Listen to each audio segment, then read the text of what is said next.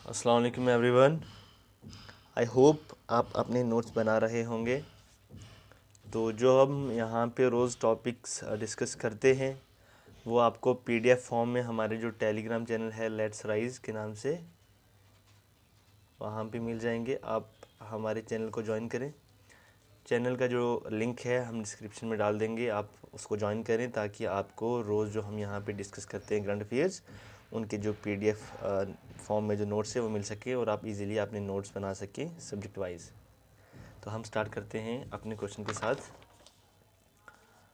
आज का जो फर्स्ट क्वेश्चन है वो है research innovation initiative gathering RIIG seen in news associated with which of the following organisation? G20, BRICS, NATO और I2U2। ठीक है, जो RIIG है रिसेंटली न्यूज़ में था और इसके बारे में हम थोड़ा बहुत डिस्कस भी करते आ रहे हैं। ये किस जो ऑर्गेनाइजेशन है इससे एसोसिएटेड है। ठीक है, और जो नेक्स्ट हमारा क्वेश्चन है वो है which was the first country to adopt bitcoin as a legal tender. ठीक है, और हमारे जो ऑप्शन हैं वो है गुटेमाला, जमाइका, एल सल्वाडोर और मेक्सिको। और इनके जो आंसर्स हैं हम डिस्कस करेंगे वीडियो के एंड में। हमारा जो आज का फर्स्ट टॉपिक है वो है इंक्रीमेंटल विन, एक एडिटोरियल है। तो स्टार्ट करते हैं। आज डेट है 21 नवंबर 2022। ठीक है, अब आपको पता है जो COP27 जो मीट है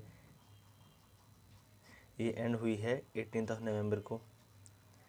आज हम इसके काफ़ी कुछ इम्पॉर्टेंट आउटकम्स जो हैं वो डिस्कस करेंगे यहाँ पे।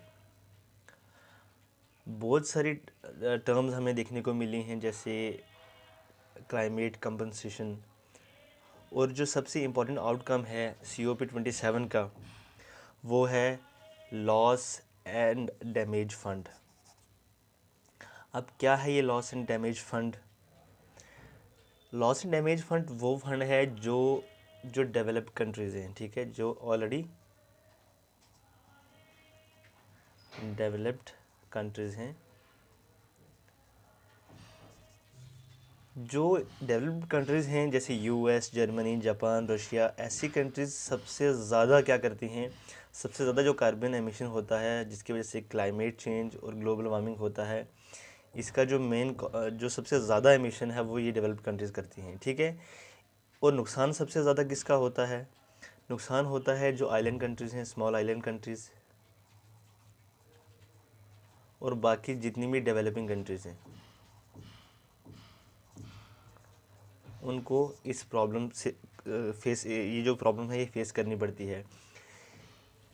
इसलिए जो ये डेवलप्ड कंट्रीज़ हैं ये क्या करेंगी कि पे करेंगी उन डेवलपिंग कंट्रीज़ को जिनका सबसे ज़्यादा लॉस हुआ है।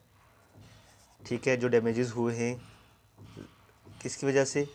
क्लाइमेट चेंज और ग्लोबल वार्मिंग की वजह से। ठीक है, ये डेवलप्ड कंट्रीज़ उनको पे करेंगी। इसलिए जो USA है, USA ने इस मूव को काफ़ी अपोज भी किया है।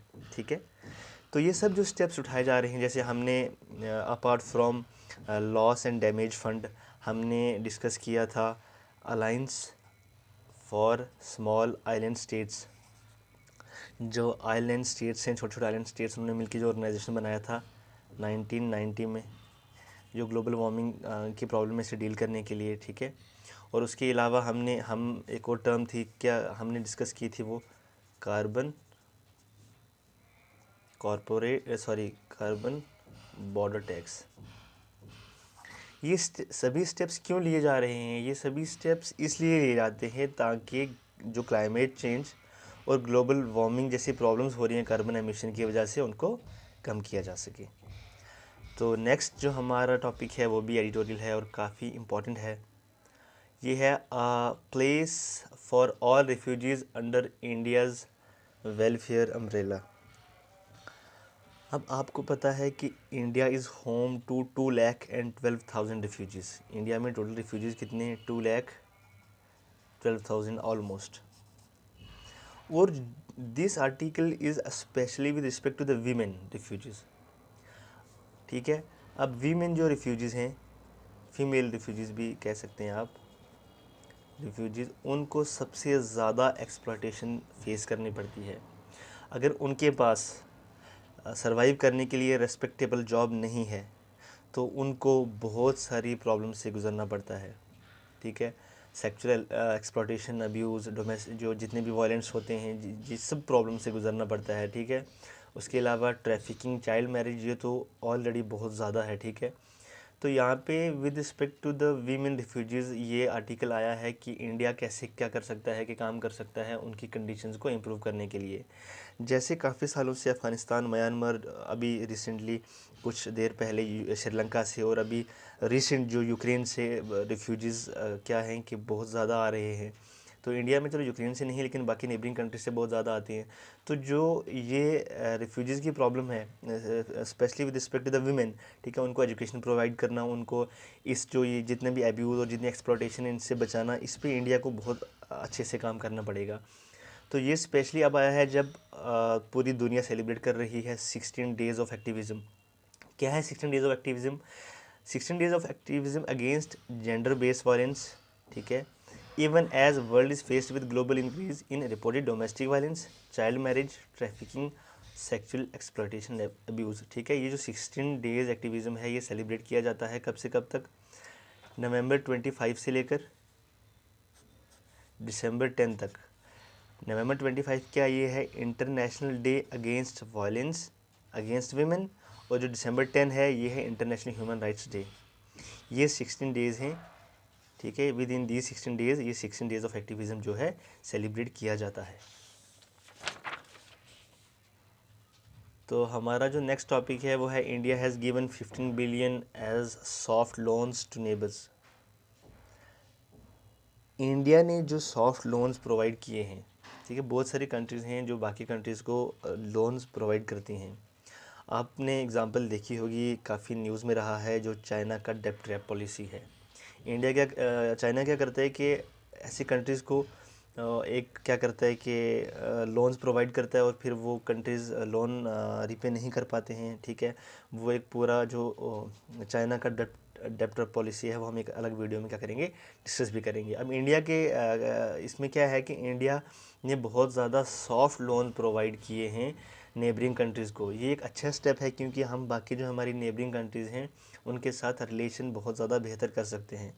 अगर पिछले 8 सालों में देखा जाए तो इंडिया ने अपना जो सॉफ्ट लोन्स है वो 3 बिलियन से 15 बिलियन बढ़ा दिया है, ठीक है। मतलब इंडिया का जो सॉफ्ट लोन जो इंडिया ने प्रोवाइड किया है नेबरिंग कंट्रीज़ को, वो पिछले 8 सालों में 3 बिलियन डॉलर से 15 बिलियन डॉलर क्या है, बढ़ गया है। क्या होते हैं सॉफ्ट लोन्स? ये इनको हम कह सकते हैं नो इंटरेस्ट लोन्स और below market rate of interest loans. या तो इन पर बिल्कुल भी इंटरेस्ट नहीं होता है, या जो इंटरेस्ट होता है वो below market rate of interest होता है, ठीक है। इनको हम सॉफ्ट फाइनेंसिंग या कंसेशन फंडिंग भी कह सकते हैं। ये काफ़ी, इनकी जो टर्म है वो काफ़ी लीनियर टर्म्स भी होते हैं, और जो ग्रेस पीरियड है वो भी काफ़ी एक्सटेंडेड होता है, ठीक है।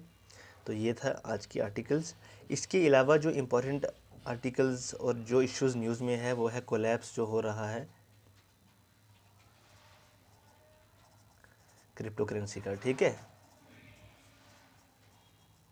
इस पर अभी फर्दर आर्टिकल्स आएंगे, हम इनको एक सेपरेट वीडियो में जो सिर्फ with respect to the crypto currency होगी, उस वीडियो में हम डिस्कस करेंगे कि ये क्रिप्टो करेंसी क्या है, ये कैसे काम करती है, इंडिया में क्या रूल्स हैं with respect to the crypto currency, bitcoin, जो भी वर्चुअल एसेट्स हैं उनको लेके, और अभी जो कोलैप्स कर रही है इसके कारण क्या हैं, और क्रिप्टो करेंसी का फ्यूचर क्या है, ठीक है। तो जो हमारे आंसर्स हैं वो हम अभी डिस्कस करते हैं।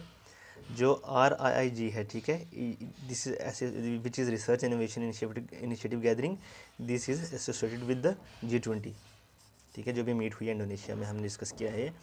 और नेक्स्ट है which was the first country to adopt bitcoin as legal tender. तो ये है एल सेल्वाडोर, जिसने बिटकॉइन 2021 में as a legal tender adopt किया था। Thank you so much, take care.